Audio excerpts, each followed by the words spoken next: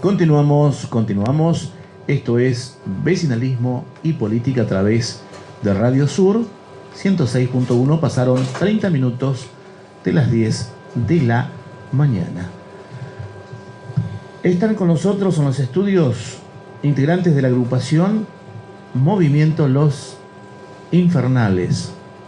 Está sentado a mi derecha Silvia Pesi y el señor Carlos Hernández. Silvia, bienvenida, ¿cómo anda usted? Buen día, gracias por invitarnos, aceptar nuestra invitación. Hola, buenos días, ¿cómo le va? Un placer estar acá con ustedes. Buen día a toda la audiencia también. La estimada señora Silvia Pesi, ella fue candidata a diputada nacional. Así es. Acompañando al comodorense Ricardo Fuello. Exactamente, así fue. Conformamos una fórmula que compitió en las elecciones del año pasado para diputados nacional. Fuimos parte de las 6 listas que presentó el Frente para la Victoria PJ.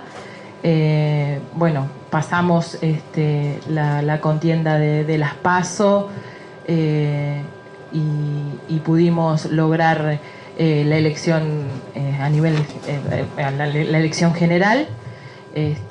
Pero bueno, después los resultados no fueron los óptimos, pero como experiencia, la verdad que tengo que decir, más allá de haber conocido a Ricardo, un gran compañero, un referente muy importante del deporte, sobre todo. Él fue secretario de deportes, pero también tiene un trabajo social muy interesante en Comodoro, en un club de rugby.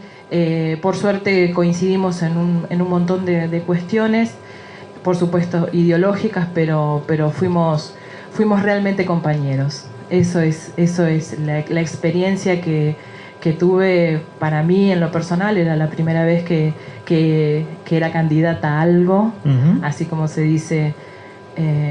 Y haber pasado una interna no es un dato menor, Silvia. No, claro, por supuesto. Tuvimos el acompañamiento de muchos sectores de la sociedad. Pasamos la interna, que ya vuelvo a repetir, fueron 6 listas. Nosotros pudimos lograr ese primer triunfo y después, bueno, tratar de trabajar en la unidad de todos los compañeros y las compañeras que creían en nuestra propuesta, pero por sobre todas las cosas creían en las personas, ¿no? En quienes éramos, tanto Ricardo como yo. No hablemos de Ricardo Fuello, Silvia, hablemos de usted. Yo le hacía mención de que usted fue candidata, como para introducirnos en esta extensa charla que seguramente vamos a tener. ¿Cómo es Silvia Pesi? ¿De dónde es Silvia Pesi? ¿Qué hace Silvia Pesi? Todas las miradas apuntan a usted. ¿La escuchamos? Es un dato interesante, es una pregunta interesante. A mí, en lo personal, me cuesta hablar mucho de mí. Quiero ser absolutamente sincera, pero estar, por ejemplo, acá en esta radio me recuerda que yo fui de este barrio. Yo estuve viviendo en este barrio. Mis hijos prácticamente se han criado acá. Yo me recibí de maestra en el año 91. Fui la última promoción de maestras nacionales en el Colegio Nacional.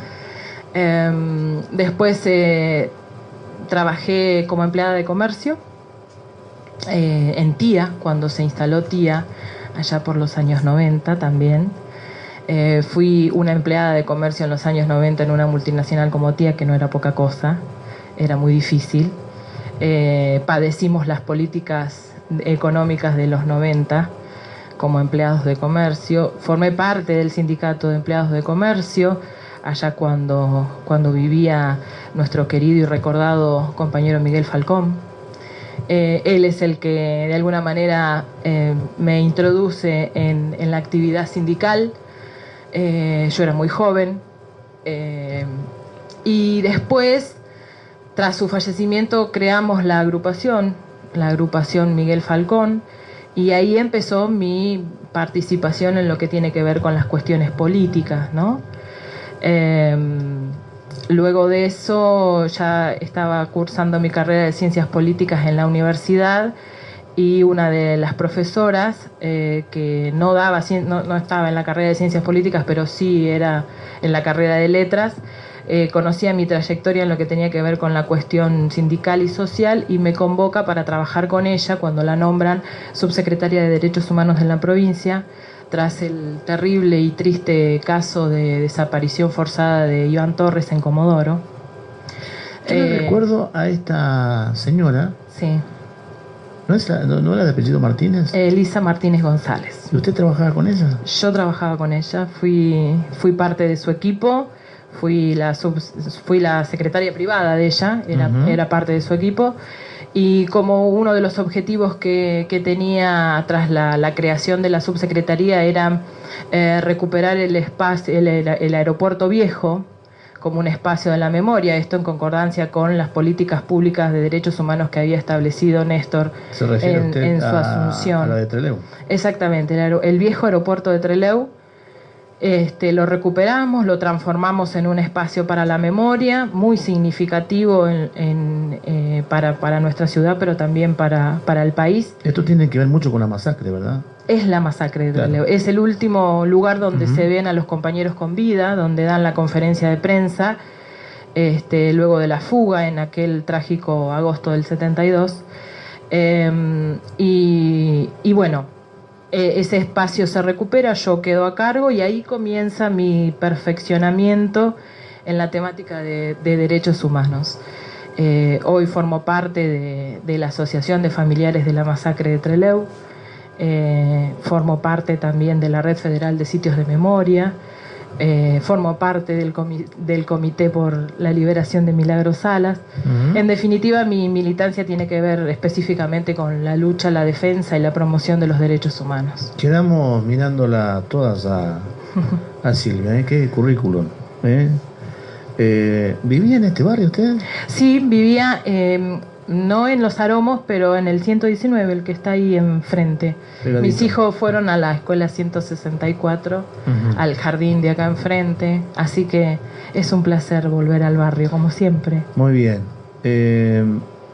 Bueno, ¿hoy a qué se dedica Silvia?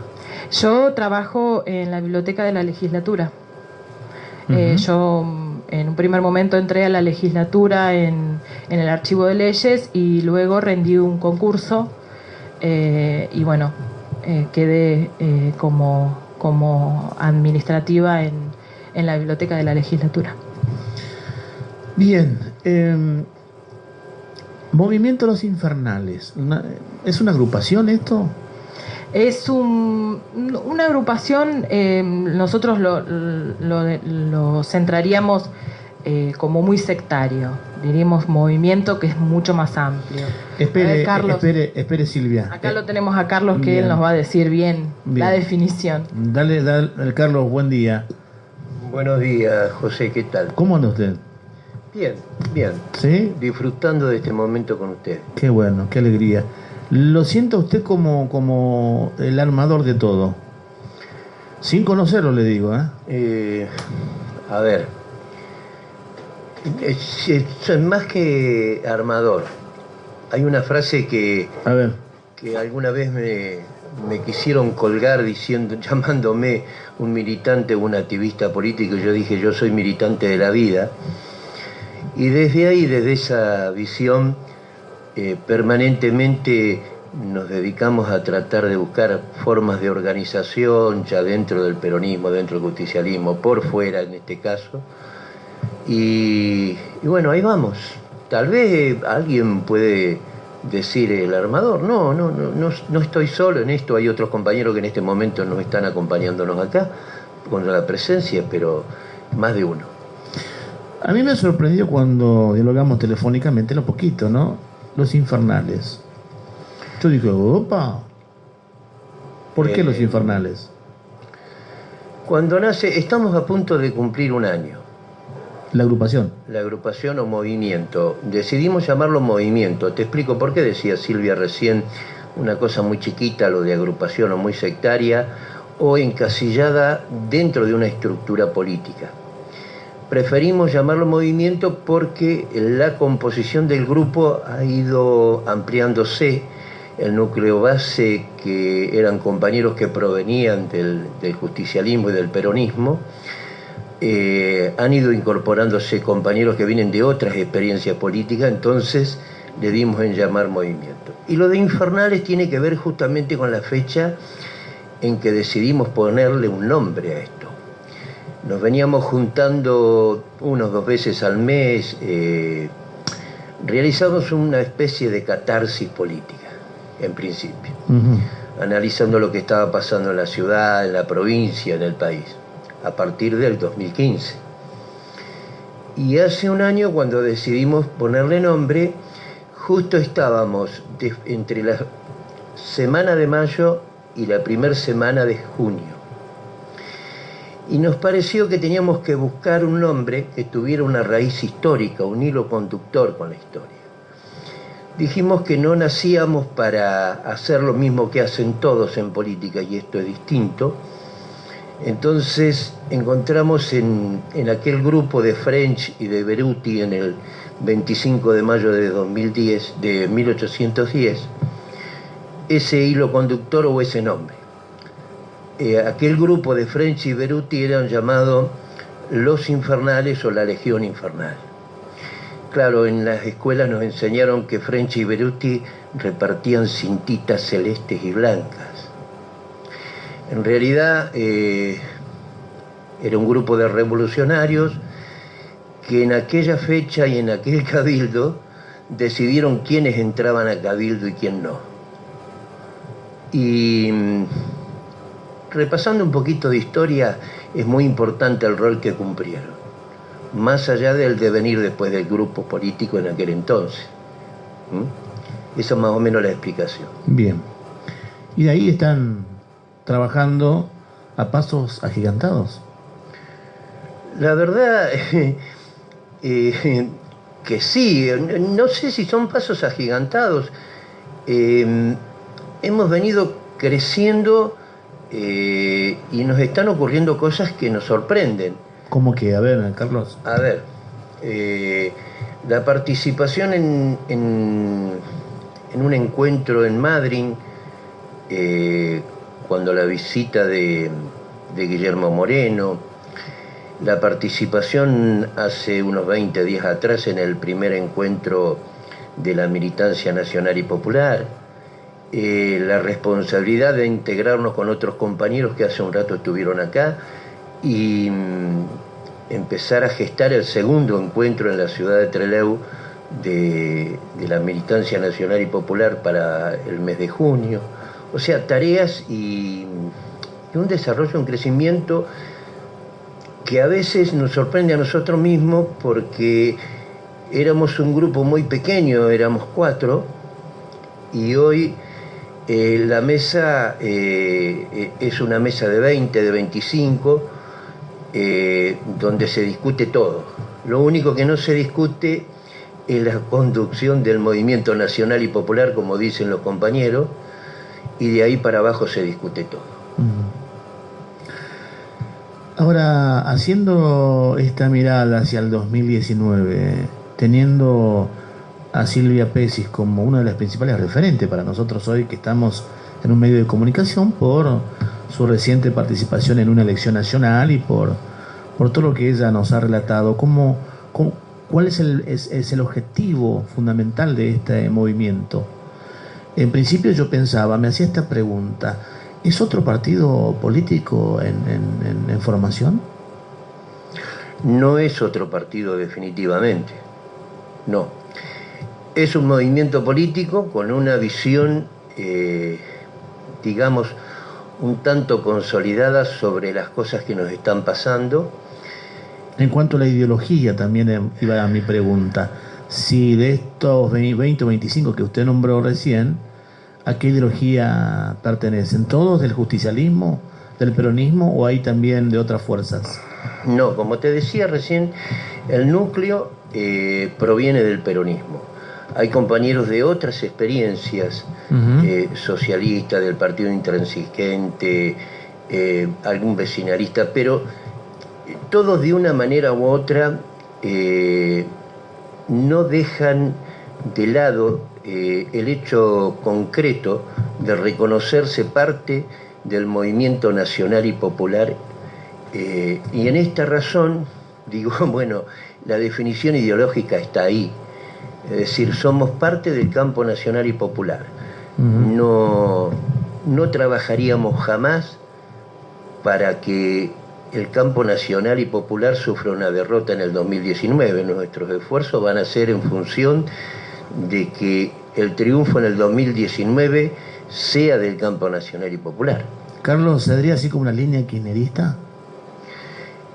Cuando yo te decía recién que reconocemos que hay una conducción nacional del movimiento nacional y popular, para nosotros esa conducción es Cristina Fernández de Kirchner. De ahí para abajo discutimos todo. Eso no entra en discusión para nosotros. Es algo definido ya. Sí. El que quiera sumarse sabe las condiciones entonces. Hay una sola condición, es lo que nos planteamos. Algunos compañeros del campo nacional y popular tienen otras visiones. Esto no quiere decir que necesariamente tengamos que confrontar, pero nosotros asumimos esto. Bien. Peronismo federal está integrado hoy por Miguel Pichetto, Sergio Massa, Randazzo y Urtubey. ¿Es la opción nacional de Cristina? Tengo una pregunta de un oyente. Yo creo que claramente no es, me parece, ¿no? La pregunta puntual es si Pichetto... Peronismo federal está integrado hoy por Miguel Pichetto, Sergio Massa, Randazzo y Urtubey. ¿Es la opción nacional de Cristina? Preguntan. Yo creo que no.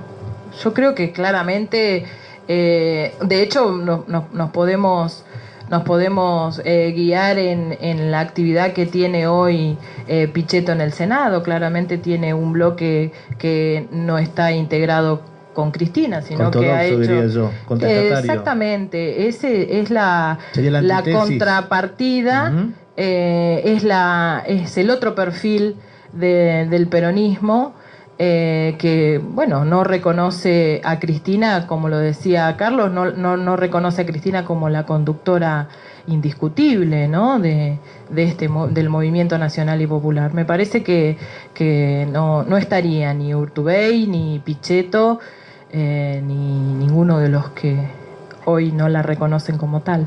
Menos Urtubey, ¿no? Y claramente. Aparte, las declaraciones que ellos hacen son, digamos, no las tenemos que decir nosotros, ellos mismos reconocen el no liderazgo y hablan de una caducidad de la figura de Cristina, en fin. Nosotros no vamos a hablar por ellos, ellos hablan por sí solos. Lo que se plantea, Silvia, es esto: todos en contra de Cristina. Yo creo que no es en contra, yo creo que marcan diferencias, ¿no? Hay una diferencia abismal en las cuestiones conceptuales, en lo que se refieren a políticas, ¿no? A decisiones políticas.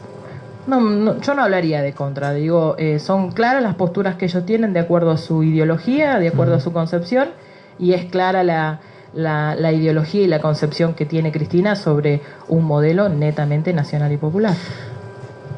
Es feo son feas las comparaciones. A ver, cuando Néstor y Cristina estaban en el gobierno, todos sabemos del modelo económico que se implementó.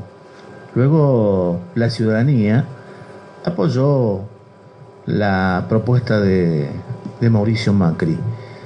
Comparando las dos gestiones, a pesar de que Macri lleva 2 años y meses en la gestión, ¿cómo usted lo catalogaría o lo encasillaría con todo lo que se está viviendo, lo que se dice hoy en la calle, en el comercio, en donde uno vaya? Hay una sensación extraña, advierto. Nosotros lo dijimos permanentemente en la campaña, ¿no? Acá hay 2 modelos económicos distintos. Uno, el modelo nacional y popular, el modelo de inclusión, con todos adentros, como dice Cristina, ¿no? Un modelo donde llevó políticas públicas como, por ejemplo, la de derechos humanos, como, por ejemplo, programas de inclusión como Conectar Igualdad, como Remediar, como el Procrear.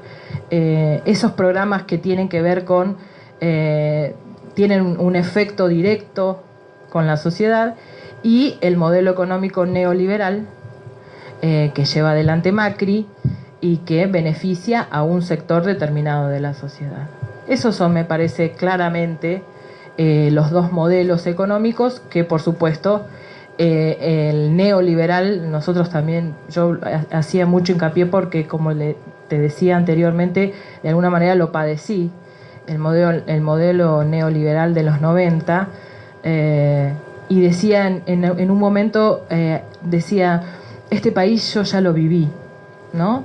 Ya vivimos tarifazos, ya vivimos ajustes, ya vivimos despidos. Hay sectores entre LEU que están empezando a implementar esta metodología del trueque. Digamos, cuestiones que exactamente cuestiones que ya estaban desterradas, que nosotros creíamos desterradas, porque en realidad todos esos derechos que nosotros habíamos conseguido y que habíamos disfrutado de alguna manera en los 12 años de gestión de Néstor y Cristina, creíamos que estaban tan enquistados en la sociedad que era imposible volver a retomar esa parte oscura, ¿no?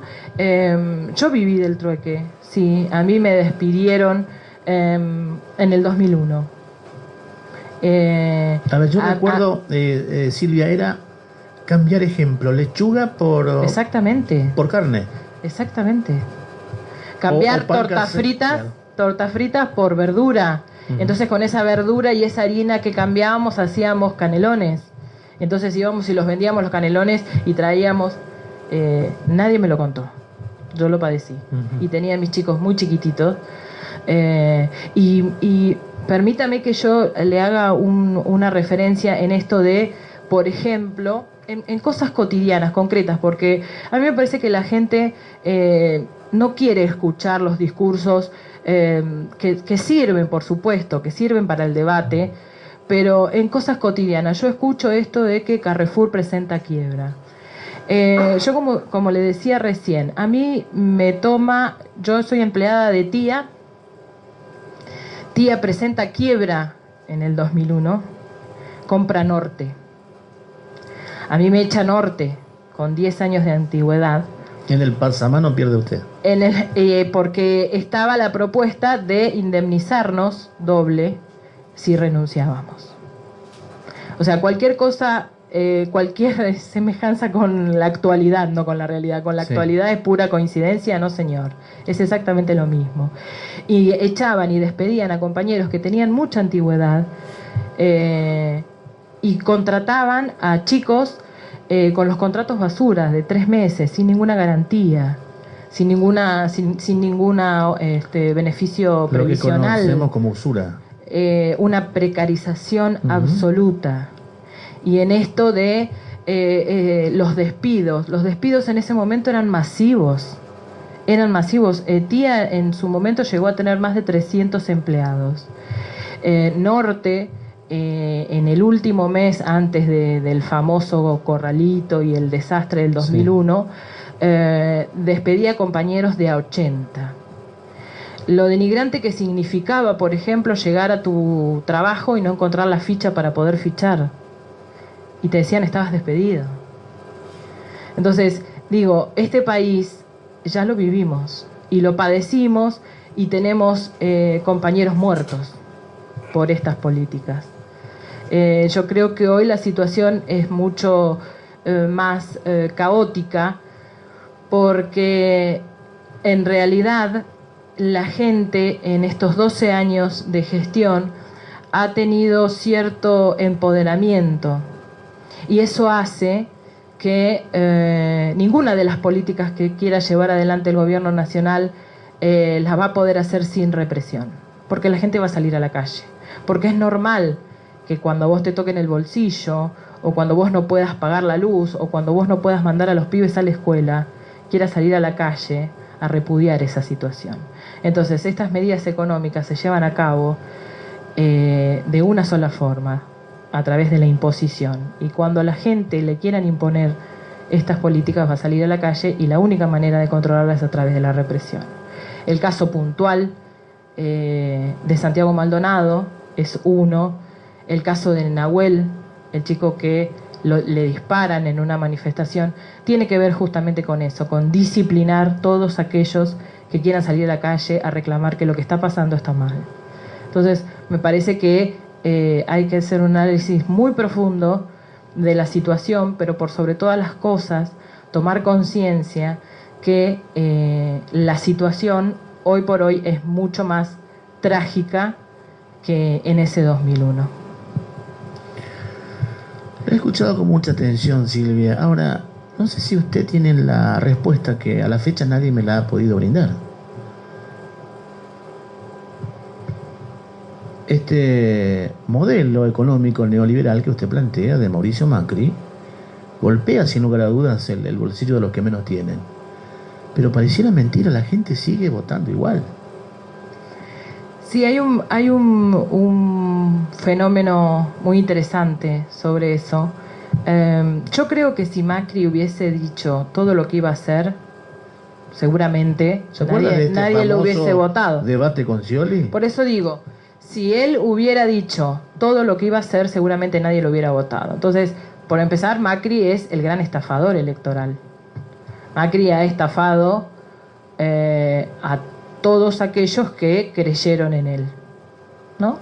¿Por qué? Porque no ha cumplido nada, ninguna de las cosas que ha dicho, todo lo contrario, ha hecho todo al revés de lo que proponía. Eso en un primer análisis. Y otro análisis que tiene que ver con el papel que cumplieron los medios de comunicación. Yo creo que es fundamental.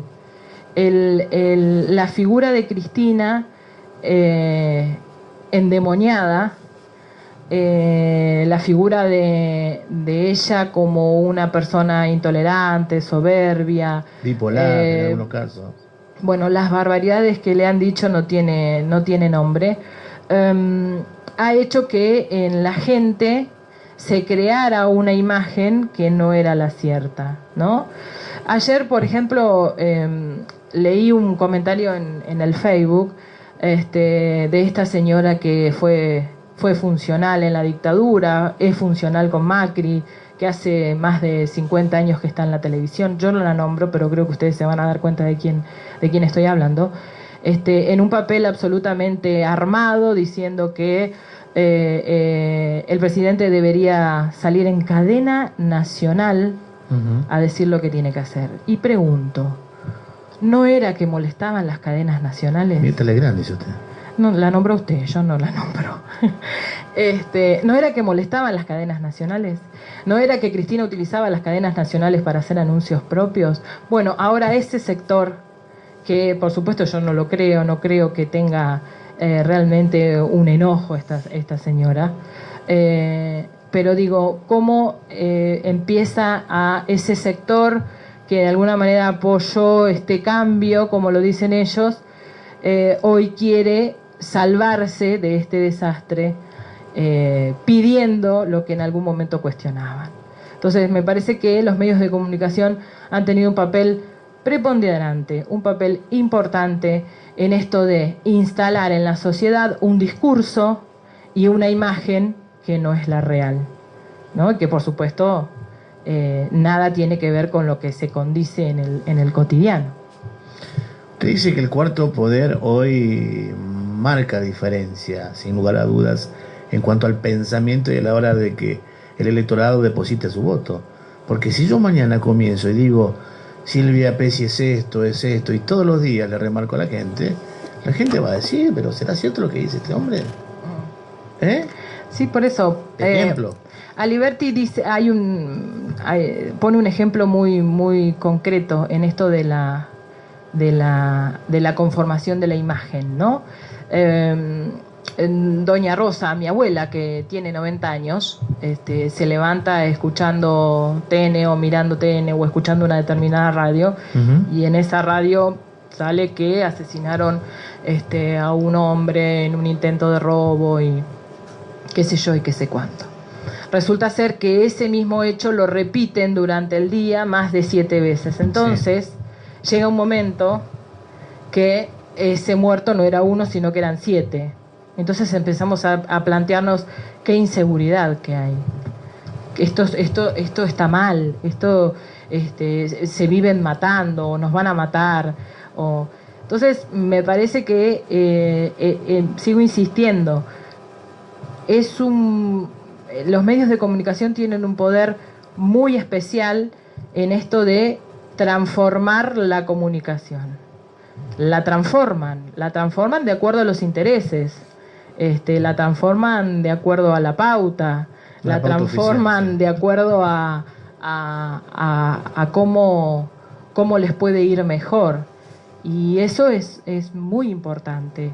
No digo que no hayamos tenido errores, que no supimos llegar con el mensaje.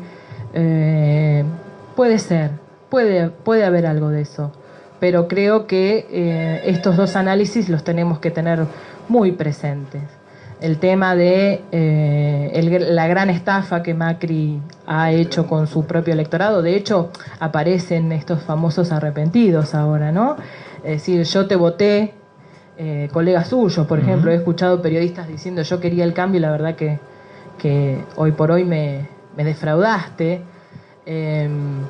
Digo, evidentemente si hubiese dicho que le iba a sacar las pensiones a los discapacitados, no sé si hubiese ganado, que iba a contener la inflación, cosa que no pasa, digamos, esto ya trasciende un discurso político. Esta es la realidad, es la triste realidad. Nosotros no estamos inventando nada. Está pasando que la gente no puede comer, está pasando que la gente no puede llegar a fin de mes y digamos, no estamos ajenos a todo esto. Ahora, Silvia, escucharla a usted es por ahí estremecedor, ¿no? Es decir, tampoco está contando algo nuevo, ya lo estamos padeciendo todos. Lo triste de todo esto, Silvia, es que generalmente el político, el dirigente, marca la cancha o marca un tema específico en decir, en nuestra provincia del Chubut, por ejemplo, están pagando de manera desdoblada. El empleado público cobran 2 veces, pero se está olvidando de aquellas personas que no tienen un trabajo formal, del que hace changas. Bueno, cuando yo hacía referencia a la precarización laboral, hago hincapié también en esto, ¿no?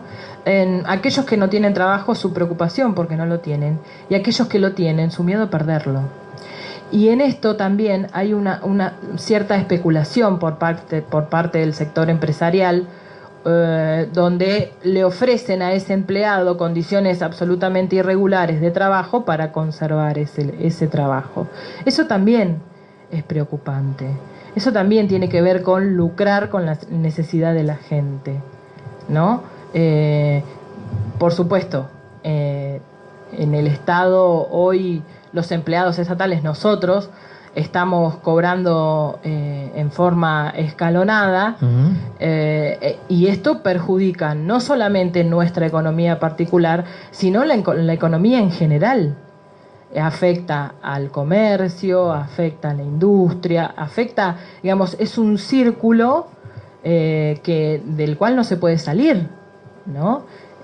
Por supuesto, el mayor porcentaje de ingresos económicos, todos sabemos que está en la administración pública. Ni hablar del turismo. No, dejémoslo de lado el turismo ha decaído en estos últimos años más del 60%, y esto nos decían a nosotros en campaña gente que se dedica a eso. Entonces, digo, esta situación hace que se transforme en un círculo vicioso donde no se genere ninguna alternativa más que, por ejemplo, el endeudamiento. Uno se endeuda, no solamente se necesita endeudarse la provincia, todos los días una se endeuda. Bueno, te empieza a salir, una compañera me decía el otro día, Silvia, volveremos a la libreta del carnicero, y es muy triste. Es muy triste porque vivimos 12 años teniendo capacidad de ahorro. Hoy no podemos hablar de capacidad de ahorro. El gobernador de nuestra provincia mandó a los empleados públicos a tener un ahorro y para que aguante unos días. También a nuestro Sí. criterio declaraciones un poco a destiempo, ¿no? Y provocativas para quienes... Claro, es eso, es una provocación permanente. Sandra Russo lo dice todo el tiempo, y lo hablamos siempre con Carlos, la metodología de la distracción, ¿no? Ujú. Te tiran un tema que saben que a vos te irrita, que vos decís, pero ¿cómo puede ser? No puede ser que un funcionario público, el responsable máximo de la provincia, salga a decir esto cuando en realidad sabe que la cosa no es así. Entonces, me parece que tenemos que ser muy cuidadosos también con eso, ¿no? Tener actitudes así son propias de una persona que no viene de la política, por ejemplo. Yo lo analizaría desde ese lugar. El gobernador no viene del sector político, el gobernador es un empresario, y eso también lo sabemos. Entonces, salir a decir eso tiene que ver con que él forma parte de un sector de la sociedad que nada tiene que ver con el sector trabajador. Me parece que eso es lo que hay que analizar.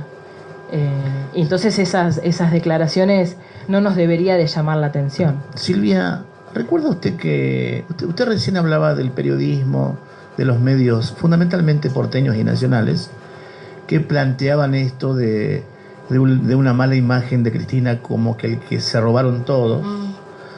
Y eso también el kirchnerismo pagó un alto costo en las urnas, en las elecciones.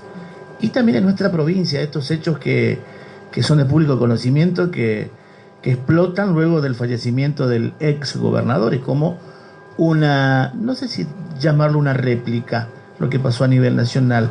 Hoy también los chubutenses decimos, pero se robaron todos. Lo he escuchado en la carnicería, en la panadería. La gente comenta esto, Silvia. La gente siente un hartazgo de los políticos o de la política. No quiere saber nada. Sí, lo discuto permanentemente. Carlos mueve la cabeza, al parecer está en total desacuerdo. Lo discuto permanentemente porque en realidad las generalidades también afectan, ¿no? Yo considero que hacer política es una forma de transformar la vida de las personas. Yo siempre digo que si bien soy docente porque de chica quise serlo, yo no conozco otra forma de vivir que no sea a través de la militancia, ¿no? Entiéndase, Silvia, discúlpeme que la interrumpa. La política es una herramienta que sirve para cambiar las cosas. Por supuesto. Pero permítame decirle esto, y usted lo debe saber mejor que yo, y los oyentes que están del otro lado, que la gente está convencida de que la política le cambia la vida a los políticos, pero que no mejora a nivel medio de la gente. La tiene clarísima, Silvia. Sigo insistiendo que esto tiene que ver también con la conformación de una imagen en función de hechos determinados, ¿no? Yo en lo puntual no voy a hablar sobre el caso que usted hace referencia. Sí digo que como militante de derechos humanos, lo que tengo que decir es que quien ha cometido un delito lo debe de pagar, con las garantías constitucionales que corresponden, en su debido proceso. En eso no voy a entrar en discusión. Lo que sí digo es que hacer política y ser político son dos cosas distintas para mí, ¿no? A ver. Yo tenía un profesor en la universidad que decía que un niño cuando llora está haciendo política. ¿Por qué? Porque expresa de alguna manera lo que está sintiendo. Uh-huh. Entonces, si esa concepción, quienes formamos parte del sector político, lo interpretamos así, es la verdadera forma de hacer política. Un niño cuando llora porque le duele la panza, porque tiene hambre, porque tiene sueño, porque tiene frío, o porque algo le pasa. Entonces yo creo que la mayor parte de la clase política debería de interpretar esto en función del otro. En función del otro. No nos podemos hacer responsables de los actos de cada uno. En la familia tampoco nos podemos hacer cargo. Digamos, nosotros criamos a nuestros hijos con valores, con principios, le decimos lo que creemos que está bien y está mal. Depende de nuestros hijos qué es lo que interpreten. Entonces, me parece que no nos podemos hacer cargo tampoco de actitudes individuales. Las actitudes individuales no nos podemos hacer cargo. A ver, Silvia, yo la estoy escuchando y como que usted está queriendo decir es esto. La culpa quizás o la tenemos todos o la tiene la gente por la manera de ir a votar. No, yo lo que digo es tenemos que hacernos cargo también. No, por eso, por supuesto que sí. Nosotros tenemos una herramienta fundamental, el voto. El voto. Nosotros en campaña decíamos, el voto debe de ser en defensa propia. Uh-huh. El voto debe ser en defensa propia. No compartimos las actitudes individuales. Hay gente que no entiende que esto debe ser así y entonces actúa como actúa. Se ciega por el ejercicio del poder y no mira más allá de sus ojos.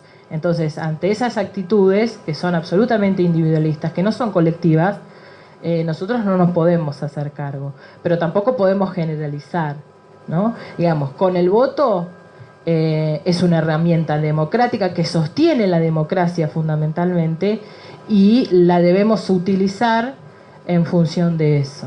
Alguien debe tener la culpa de esto, Silvia, porque si no, hacemos una cuestión filosófica de todos los temas en no hacernos cargo. ¿Me entiendes? Sí. Por supuesto que nos tenemos que hacer cargo de las cosas que hicimos mal en función de la gente. Por supuesto que nos vamos a hacer cargo de las cosas que faltan hacer para nuestra ciudad, para nuestra provincia, para nuestro país. Pero no nos vamos a hacer cargo, sigo insistiendo, no nos vamos a hacer cargo, por lo menos nosotros, en mi caso personal, yo no me puedo hacer cargo de las actitudes individuales. De eso no nos podemos hacer cargo. Carlos, ¿querías acotar algo, por favor? El micrófono es tuyo.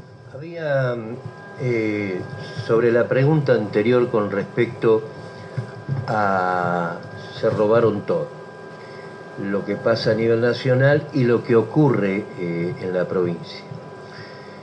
Hay un solo paparulo, como suelo decir yo y algunos se ríen, que es un tal López, que lo encontraron revoleando unos bolsos por arriba de unos paredones del otro lado con unas monjitas esperando. Después hay varios ministros, incluso Cristina, acusadas de esto, aquello y lo otro, de se robaron todo. Causas abiertas un montón.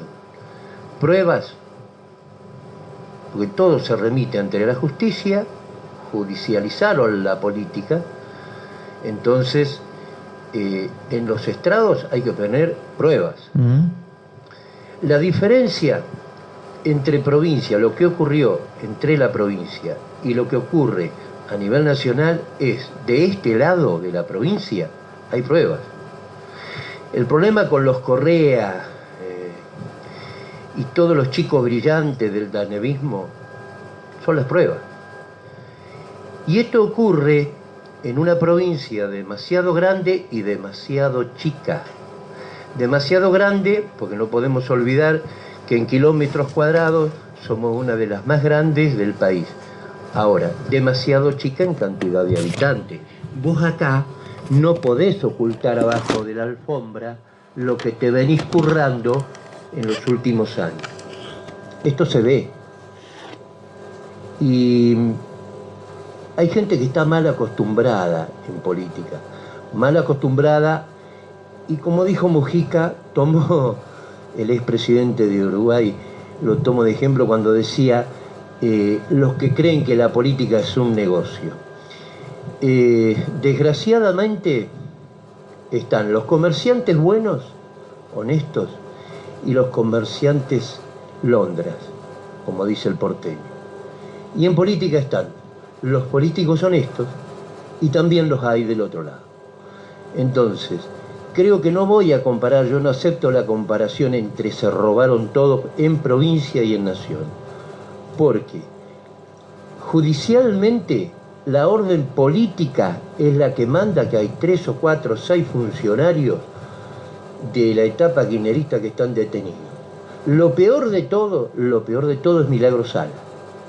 Nadie hizo en Jujuy lo que hizo Milagro Sala en Jujuy. Nadie. No hay un gobernador que haya hecho la cantidad de vivienda y la cantidad de cosas para los sectores más humildes. Sin embargo, está detenida. Las razones son políticas, no económicas. Debido Vudú, que lo terminan soltando y lo habían encontrado con un 0,8. Se les cae la cara de vergüenza a estos tipos del gobierno nacional. Ahora, en la provincia, las cuestiones son muy distintas, porque en la medida que profundicemos, nos encontramos hasta que la propia familia del gobernador, del exgobernador, estaba involucrada. Entonces, creo que acá ocurrieron cosas muy disímiles, no se puede comparar. Gracias. Usted dice, Carlos, que... no, yo lo escucho a usted, Carlos, y pareciera que los que usted nombró parecieran que fueran carmelitas descalzas. Como que, discúlpeme que haya una dama, voy a hablar en estos términos, pareciera que todo el mundo meara agua bendita. Y no es tan así. No es tan así, Carlos. No, estoy de acuerdo con vos, José. A ver, yo no dudo que además de López, que en este caso es el único hasta ahora, con pruebas fehacientes de lo que se puede llamar se robaron todo, no dudo que puede haber otro involucrado, algún otro funcionario que raspándolo deje ser taxi. Pero pruebas. No podemos basarnos en la judicialización de la política y que sean los medios de comunicación los que determinan si sos culpable o no sos culpable. Esto lo tiene que determinar un juez, un jurado, con pruebas fehacientes sobre la mesa. Entonces, Carlos, acusados muchísimos. Carlos, fíjese en nuestra provincia. Oscar Chito Larcón, el responsable del ceremonial de Las Neves, su secretario privado, que estaba a cargo de Unidad Gobernador, este señor Diego Correa, de acuerdo a los pasillos de Fontana 50 y Fontana 49, la residencia oficial, eran los niños mimados de Las Neves. Diego Correa le hacía el asado. Chito Larcón, de su extrema confianza. ¿O qué casualidad que los dos estén involucrados? ¿Las Neves no sabía? Me pregunto. No, ojo, vamos a respetar también la figura del exgobernador. El hombre ya no está en vida para defenderse, lo aclaramos. Pero no podemos, como dice usted, meter la basura bajo la alfombra. Correcto. Hay una cosa, José. Bien decís, es de ruines hablar sobre personas que no están presentes y que no se pueden defender. Lo que sí podemos decir es que familiares directos del exgobernador tenían conocimiento, algo sabían. No puede ser que nadie se dé cuenta de algo que toda la sociedad sabía. Era un secreto a voces. Era un secreto a voces lo que estaba pasando, pero el miedo fue parte del silencio, fue quizás el más responsable del silencio, hasta que una casualidad, un sobre, pruebas, y empiezan a raspar el taxi y se dan cuenta que había algo debajo, otra pintura. Entonces empezamos a ver las caras y los responsables. La interna de Fontana 50 se termina desentrañando en la legislatura. Correcto. El tema original que lleva que se destape la olla es un tema de polleras. Nadie habla del tema. Tampoco vamos a ser los giles y vamos a hablar nosotros de este tema. No. Por eso lo vamos a generalizar nada más. No, por supuesto. Las cuestiones internas del dasnevismo que las resuelva el dasnevismo. El dasnevismo tiene hoy cuestiones jurídicas y que resolver ante la justicia. Eso es lo que todos esperamos. Y después esto servirá de ejemplo para el resto de los compañeros y del resto de los actores políticos de la provincia para saber dónde está la lata y dónde no se deben meter las manos. Esto tiene que servir de escarmiento para toda la clase política de la provincia. Silvia o Carlos, vamos redondeando, nos fuimos por las ramas, en esto que nos apasiona tanto, que es la política. Hablemos del movimiento de los infernales.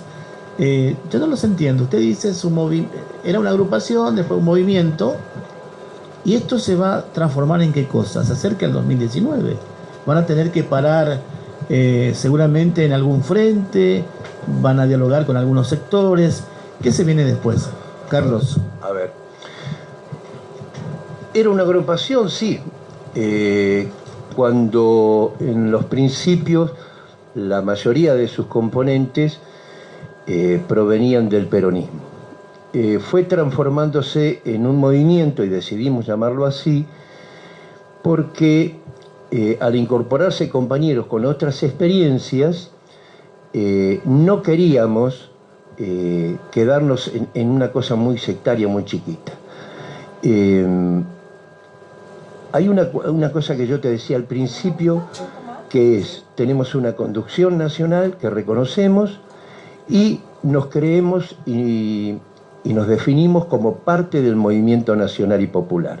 De tal manera que seguramente habrá que trabajar en conjunto con el resto de los sectores en la ciudad, en la provincia, para conformar ese frente electoral con vistas al 2019. Sí, seguramente estaremos con un montón de compañeros. ¿Eso va a suceder entonces? Es indefectible. Yo te decía al principio que no nos sentimos, ni vamos a ser jamás responsables de que el movimiento nacional en la provincia sufra una derrota o un traspié.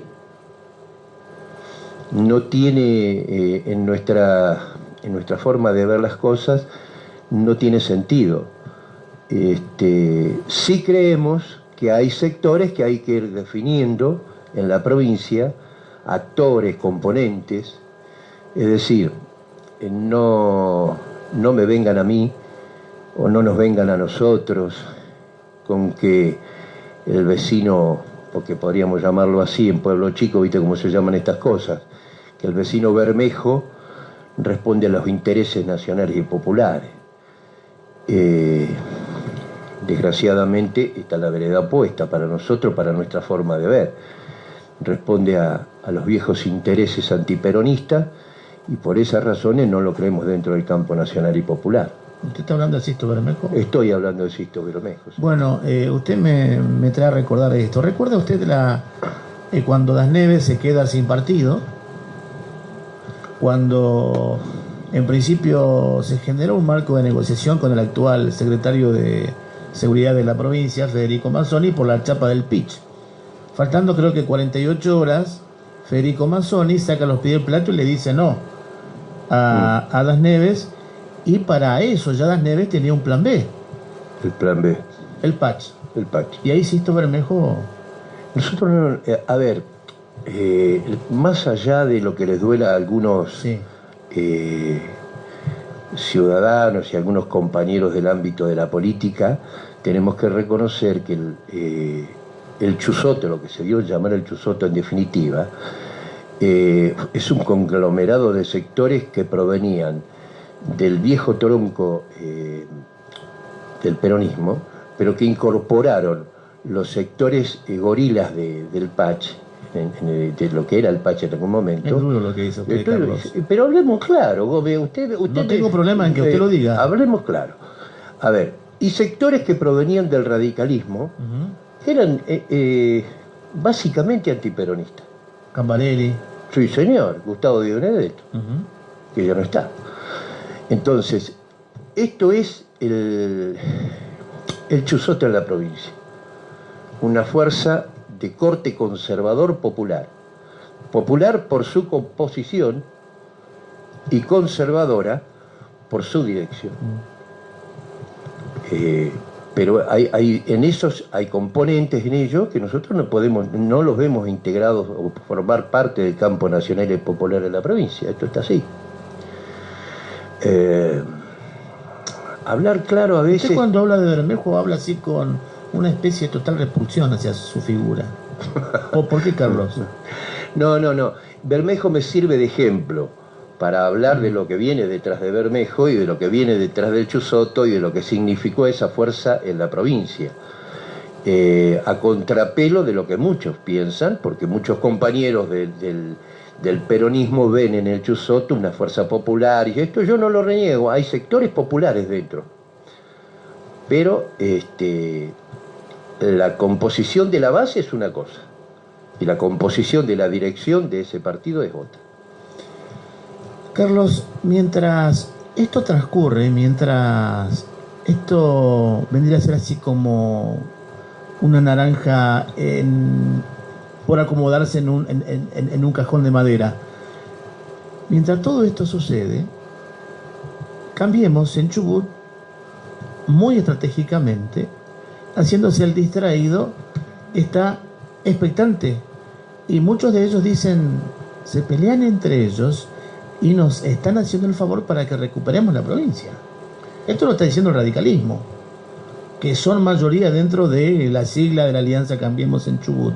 Y en ese sentido a Mena se lo ve consolidado. Puede ser, Gómez, pero yo no estoy de acuerdo en eso. No estoy de acuerdo. A ver, haciendo una lectura política. Vamos a hacer, bueno, la lectura que hace quiénes, ellos. Yo hago otra lectura. Yo no veo al justicialismo, al peronismo, al movimiento nacional peleados entre ellos.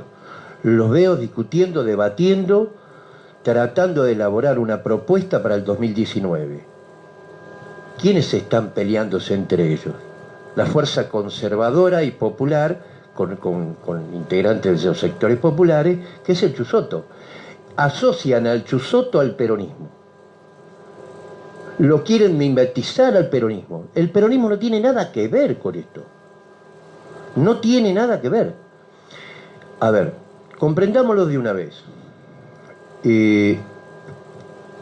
La fuerza que armó Das Neves en la provincia, por fuera del justicialismo, si él hubiera tenido intenciones de ser de una trayectoria peronista, nacional y popular, se hubiera quedado adentro del justicialismo. Como nosotros, como movimiento, que tenemos muchos integrantes del movimiento que son justicialistas y van a permanecer ahí, porque no aceptaríamos jamás que un compañero se desafilie del justicialismo para ser integrante de nuestro movimiento. No nos parece correcto. Ahora, esto lo practicó Das Neves.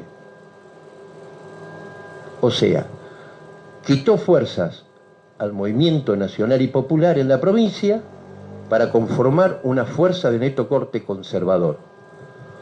Entonces, no me vengan a mí con que el justicialismo o el peronismo en la provincia está en pelea, está en discusiones. El peronismo y el justicialismo en la provincia tienen un profundo debate en estos momentos para identificar qué significado tiene la intervención de Barrio Nuevo a nivel nacional y cuál es el proyecto que va a elaborar para el 2019. Ese es el debate que tiene dentro del peronismo y el justicialismo en la provincia o todo el movimiento nacional y popular. Ahora, el Chusotto tiene un problema judicial, político y una interna feroz que lo está llevando a caminar por los pasillos del Superior Tribunal de Justicia más de lo debido. Lo que sí le puedo asegurar que casi nadie está quedando. Hay una diáspora, todo el mundo se va del Chusotto. Creo que tienen sobradas razones en todo caso. Y el problema es a dónde van, a dónde ir. Y muchos dicen, volvemos al viejo amor, al justicialismo. Porque en gran porcentaje hay una hegemonía del peronismo dentro del Chusotto. Mucha gente que se ha ido del partido. A ver, vamos a separarlos tanto en esto. Los compañeros que regresen al movimiento lo harán en tanto y en cuanto los compañeros de justicialismo le abran las puertas. Nosotros tenemos una visión que es decir, si no tenés nada que ver con la justicia, está bien, Perfecto. Te abrimos la puerta. Abrimos la puerta. Que lo que están rosado o vinculado, no. No, por Pero favor. un momentito. No. No transamos con eso. Es decir, hay sectores en la sociedad de esta gente que está rosada, está salpicada, ha negociado de una manera u otra, acordó, silenció, que es lo peor. Porque cuando vos haces silencio sos cómplice.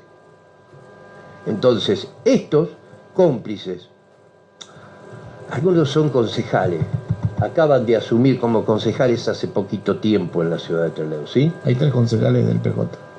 No, estoy hablando de otros. Bien. Estoy hablando de estos que vienen de la estructura de poder del Chusoto.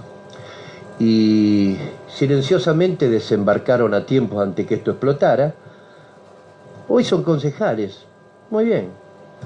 A mí no me vengan con que esas personas no sabían nada. En lo que respecta a nuestro movimiento, ni cerca. Ni cerca. Si el justicialismo le abre las puertas, sabrán las autoridades del justicialismo por qué lo hacen.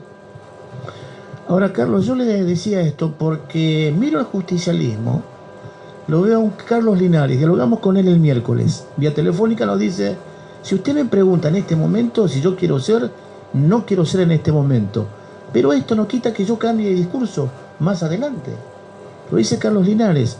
Dialogamos con el intendente de Puerto Madryn, con Sastre. Y Sastre dice, le preguntamos, ¿usted volvería al Partido Justicialista?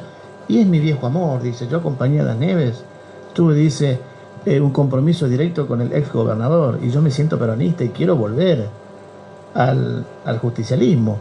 Por el otro lado, Omar Burgoa, intendente de 28 de julio, dice, no, yo soy la renovación, me voy a presentar en las pasos. Entonces, veo la dirigencia que está quizás en este momento especulando porque te dicen, hablar de candidaturas hoy es faltarle el respeto a la gente que no llega a fin de mes. Te macanean con ese discurso perverso, mientras sabemos que están rosqueando en el café de la esquina hablando de candidaturas. A ver, en el final de lo que acabas de decir hay una casi respuesta, pero yo voy a elaborar otra. Y voy a partir de alguien que creo que conociste, Gómez, hace muchos años, que se llamó Roque Montalto. Alguna vez fue director del diario El Chubut. Él había llegado a la conclusión en la parte humana de las personas que decía, la pareja que yo necesitaba cuando tenía 20 no es la misma que necesito cuando tengo 40, y ahora que tengo 60 no es la misma persona la persona que necesito a mi lado. Esto yo lo traigo a la política y digo, el compañero dice bien. El compañero dice bien cuando dice hoy no soy candidato a nada. Esto no quita que mañana cambie de parecer y diga, bueno, quiero ser. Pero hay algo fundamental que los peronistas generalmente, los que decimos provenir del peronismo, lo planteamos como una cualidad. Es decir, el peronista tiene vocación de poder. Un peronista que te dice que no tiene vocación de poder, que no quiere el poder, empezás a desconfiarle porque ese no es peronista. Y si no es peronista es antinacional y antipopular. Esto es de cajón. Puede haber compañeros que van elaborando esa predisposición al poder en base a las perspectivas de construcción política que tienen. Pero convengamos esto. Cualquiera que te diga que no tiene aspiraciones de poder, para mí, un poco lo venimos discutiendo normalmente esto entre nosotros, en esas mesas redondas donde se debate todo, ese peronista que lo plantea así, no tiene vocaciones de poder, es antiperonista o antinacional y antipopular. Carlos, nos está mintiendo de entrada. El tiempo en radio y televisión es tirano. Vamos cerrando. Nos apasiona esto, pero bueno, nos tenemos que ir. Carlos, gracias. Muchas gracias a su disposición. Muchísimas gracias, José. Silvia, despídase, por favor. Un placer realmente estar con ustedes.